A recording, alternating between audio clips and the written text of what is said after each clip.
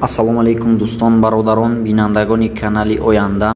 Сараввал дӯстон, шуморо бо фарорасии моҳи шарифи Рамазон табрик ва муборакбод мегӯям аз даргоҳи Худованд бароятон сабру таҳаммул, файзу баракат ва тансиҳатию хонаободиро орзумандам. чӣ ки дар видеои гузашта барои шумо ваъда дода будам, барномаҳое ки барои блогерон зарур ва муҳим ҳастанд, махсусан барои он блогероне ки бо телефон монтаж намуда ва видеоҳояшонро тариқи телефон наворҳояшонро тариқи телефон мегиранд ва монтаж менамоянд, умуман ки бо телефон сару кор доранд, махсусан ба ҳамонҳо дахл дорад. хоб чӣ ки шумо медонед, барои блогер якумин чизи аз ҳама лозима ин барнома барои монтаж намудани видео аст.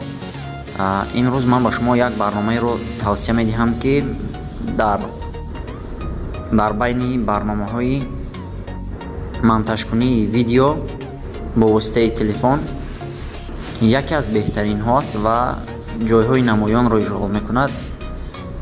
ин барномаро на танҳо блогерони тоҷик, балки блогерони дигар давлатҳо низ ки бо телефон сару кор дошта бошанд агар истифода мебаранд, қисми зиёдашон. хоб барнома ном дорад KineMaster ва версия ки шумо агар аз Play Market гиред, он водни знак дорад ва тариқи ва агар ки хоҳед шумо онро нест кунед, нест карданаш пулаки аст ба фикрам. аммо барномае ки версияе ки ман истифода мебарам KineMaster Diamond аст. ин барномаро аз сайтҳо низ метавонед скачат кунед. фақат барои ин ба шумо лозим аст ки дар Google ё ин ки Chrome поискро бо номи KineMaster Diamond поиск диҳед ва ба ягон сайтро интихоб намуда дохил шуда аз он ҷо метавонед скачат кунед. хоб ба ин барнома ворид мешавем. айни замон ман ба шумо ҳамашро абзор мекунам. дар ин ҷо чӣ дорад? дар ин тарафе ки шумо мебинед, инҷо наворҳои ҳастанд ки аз тарафи шумо омода ҳастанд аллакай, ё ин ки проектҳое ҳастанд ки тамом нашудаанд. метавонед мисол дохил шуда ба ягон проект тағйир диҳед, боз баромадан баъд аз чанд қадар вақти дигар ҳам метавонед боз ба ҳамон проект ворид шуда видеоатонро монтаж намуданро идома диҳед. аммо барои видеои нав сохтан инҷо мисол настройка дорад. аз настройка ҳаминҷо метавонед ҳама чизҳои мехостаатонро иваз кунед. инҷо дар бораи барнома гуфта шудааст маълумот. ба ҳамин тугмачаи калони мобайн пустои проектро интихоб мекунед. медиа браузер. аз медиа браузер агар ки мисол видеои ба шумо лозимаро аз медиа браузер дилхоҳ видеои лозимаатонро метавонед монтаж кунед ба тарзи мехостаи худатон.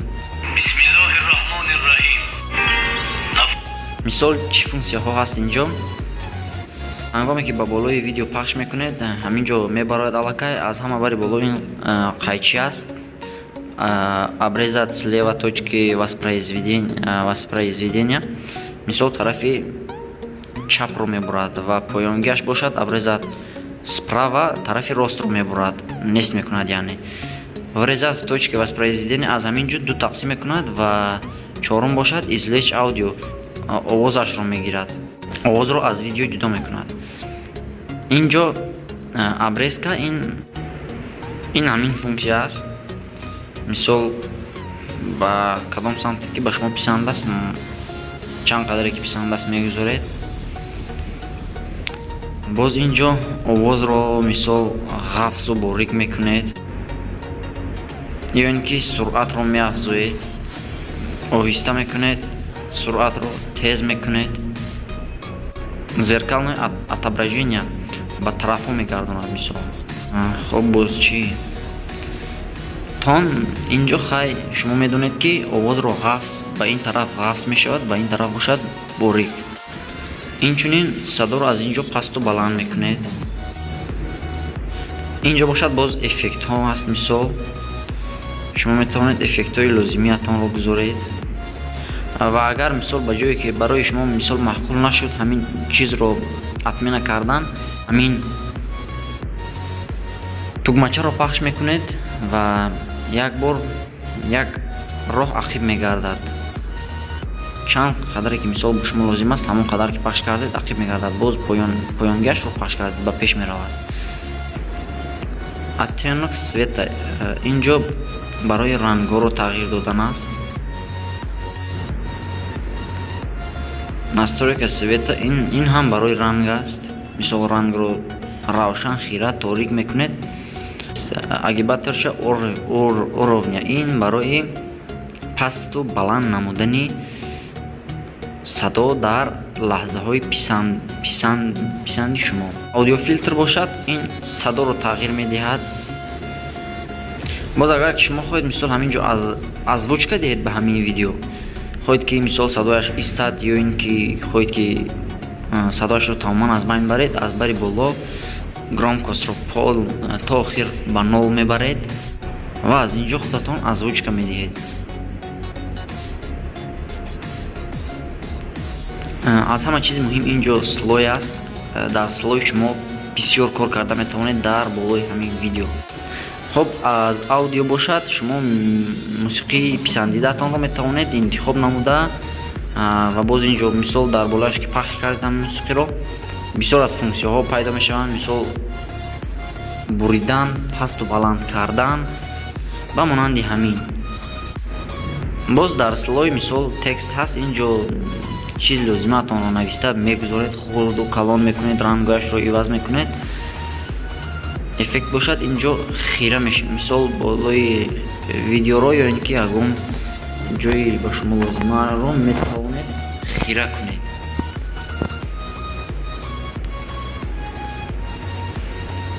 мисол аз настройка ба қадри лозимаатон метавонед хира ва равшан кунед болои видеоро. худатон аллакай ба фикрам ҳама инҳоро фаҳмидед. аз медия метавонед интихоб кунед. мисол дар избрани ман лайк ва футажи ҳамин гуна чизҳоро гузоштаам. метавонед аз инҷо як функсияи аҷоиботаш ҳамин аст ки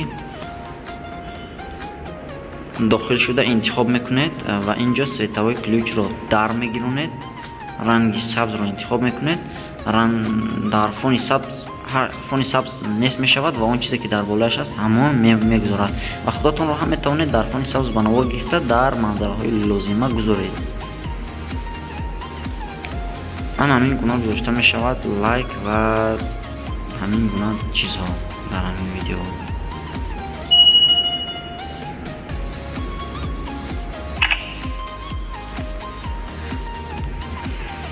агар ки боз мисол хоҳед ки картинаро ки пахш кардед, инҷо ҳамин видео умуман нест мешавад. баъд аз ба итмом расидани монтаж шумо метавонед тугмачаи бари дар боло бударо ки ин тугмаро пахш мекунед ва як бори дигар ворид шуда ин тугмаро пахш намуда сахранид видео мекунед ва аз инҷо бо кадом качества ва бо кадом формат шумо мехоҳед видеоатонро сахранид кунед интихоб мекунед, ё ин ки тугмачаи дар болобударо изменид скоростро пахш намуда мегапикселро интихоб мекунед. мисол пасту баланд мекунед. баъд ҳамин видеоро метавонед бо формати мехостаатон сахранид кунед. ин барнома бениҳоят имкониятҳои васеъ дорад ва агар ки ман ҳозир то гап занам соатҳои дароз мешавад.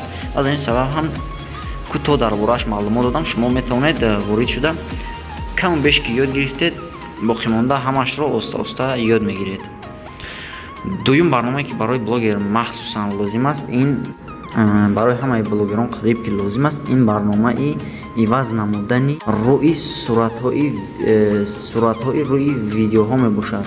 ки дар рӯи видео мисол сурат мегузоред.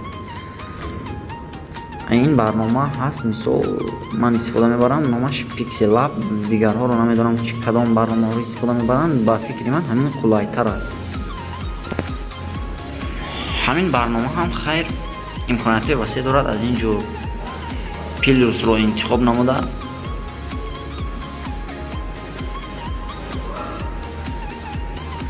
با گالری وارد میشوید.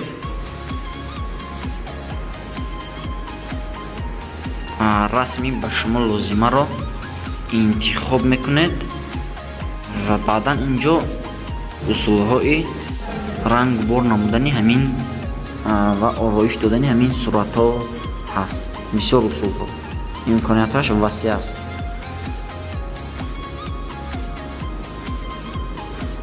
مثال شادو این سایگی است. سایگی رو رنگش رو میتونید عوض کنید، غفص باریک همین گونه کنید. مثال این شادو سایه داخلی میشود. همین خیلی با فکرم این هم همین امکانیت ها رو دارد. امروز این روشنی میباشد همین خیلی است. با فکرم از کدام طرف عکس صورت شما میخواید روشنی رو گذارید. و باز فونکسیه 3D به هر طرف میتونید عکس رو گردانید.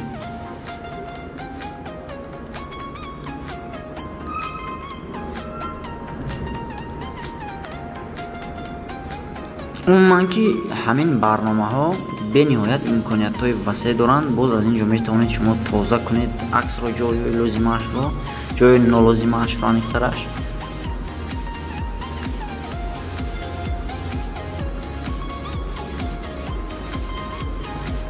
باز در بالای این میتونید عکس گذارید. از کجا پلوسی بالا بوده رو انتخاب نموده باز از گالری وارد شده رسمی به خودتان لازمه رو میگیرید. در دلخواه جا میتونید گذارید. بعدا در بالا همین تومچه رو پخش نموده در گالری سخرانید میکنید و از آنجا با دلخواه جا میتونید گذارید. اینچنین برادران باز من یک برنامه دیگر رو برای مونتاژ نمودن صورت ها با شما میخواهم توصیه دهم. این اوتو فوتو کات پاست میباشد. نمیدونم درست گفتم یا اینکه نه. از اینجا مثال رازرشید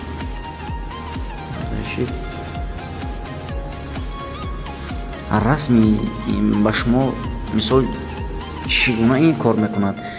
رسمی خودتان رو مثال در کجایی که هست میتونید انتخاب نموده از اینجا وارد میشوید و همون رسم رو فونی در پشتتان بوده رو تازه میکنید و در برنامه با واسطه برنامه پیکسل لاب میتونید وارد شده رسمتان رو در دلخواه جا گذارید. برای این به شما چیکار کردن لازم است؟ رسمتان رو انتخاب میکنید. از اینجا شما ورزت فوتوگرافی رو انتخاب نموده میتونید از با واسطه کامera صورت گیرید وارد شده اینکه با واسطه گالری وارد شده عکسی تیارتون رو انتخاب نموده مونتاژ کنید. من برای مثال همین عکس رو انتخاب میکنم و عین زمان آن رو تازه میکنم. همین گونه اینجا با ما رکوات رو انتخاب میکنیم برای که با واسطه این میتونیم جایهای نالازمه رو همین خیلی از نزدیک تازه کنیم. با واسطه اوتو میتونید شما یک بار چندین جایها رو تازه کنید و با واسطه اولیچیت باشد نزدیک یا دور میکنید. خب این فقط برای نشان دادن بود.